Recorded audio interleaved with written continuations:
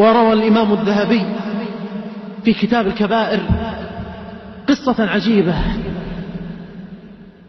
قال عن أحدهم أنه رأى رجلا يسير في الطرقات مقطوع اليد من أعلى الكتف، كل يده مقطوعة، وهو ينادي هذا الرجل ويقول: من رآني فلا يظلمن أحدا، من رآني فلا يظلمن أحدا، من رآني فلا يظلمن أحدا.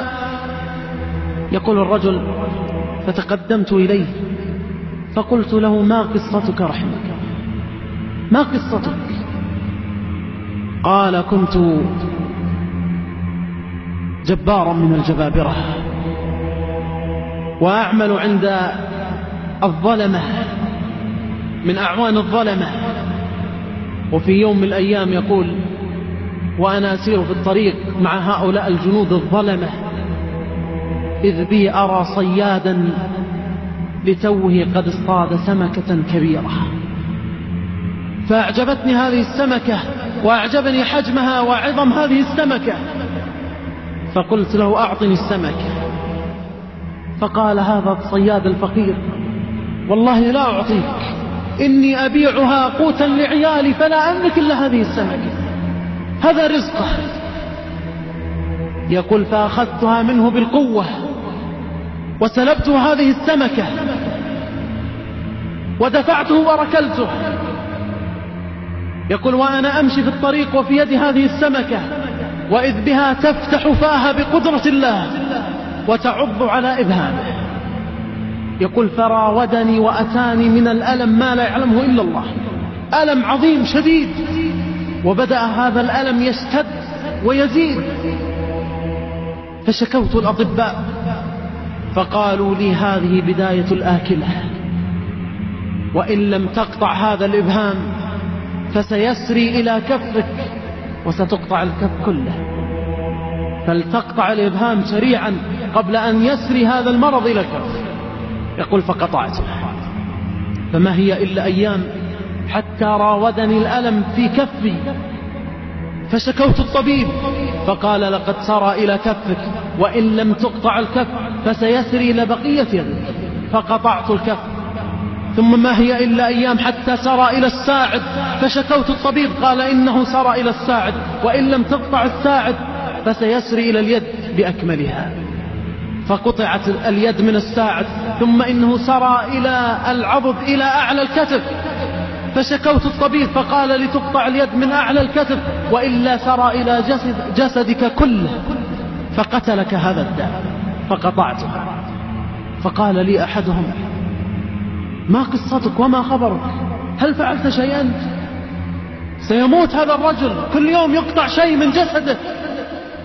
قال: لقد أخذت هذه السمكة من هذا الفقير، وما كان من هذه السمكة إلا أن عضت على إبهامه. قال: فابحث عن هذا الرجل فتحلل منه، فوالله لو أنك تحللت منذ أخذت السمكة لم يقطع من جسدك عضوا واحدا حتى الإبهام. يقول: فبدأت أهيم على وجهي أبحث عن هذا الرجل في الطرقات وفي كل مكان حتى رأيته، فانكببت بين قدميه أبكي وأنا أقول: سألتك بالله يا سيدي، سألتك بالله يا سيدي، إلا عفوت عني وأبحتني وحللتني.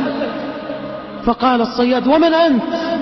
قال: أتذكر أنا صاحب السمكة الذي أخذتها منك منذ زمن بعيد. يقول: فبكى الصياد لما رأى من حالي، وقال: والله قد أبحتك وحللتك لما رأيت من البلاء الذي حل بك، حل به من البلاء ما لا يعلمه إلا الله، لقد أبحتك لما رأيت من البلاء الذي حل بك وبكى. فقال هذا الرجل: سألتك بالله، يقول للصياد: سألتك بالله هل قلت في شيء لما أخذت منك السمكة؟ واسمع يا من ضاقت عليك السبل وتكالبت عليك الهموم والغموم، إنه الدعاء ولا مفرج إلا فارج الكربات. قال: هل قلت في شيء؟ قال: نعم قلت فيك اللهم يا رب إنك أريتني قوة هذا في ضعفي فأرني قوتك فيه. اللهم إنك أريتني قوة هذا الظالم في ضعفي فأرني قوتك فيه. فحدث ما حدث لهذا الجبار. قال فوالله لا أعود إلى الظلم ولا إلى الظلمة. فكان ينادي في الأسواق والطرقات من رآني فلا يظلمن أحدا، من رآني فلا يظلمن أحدا. إنه الجبار جل وعلا.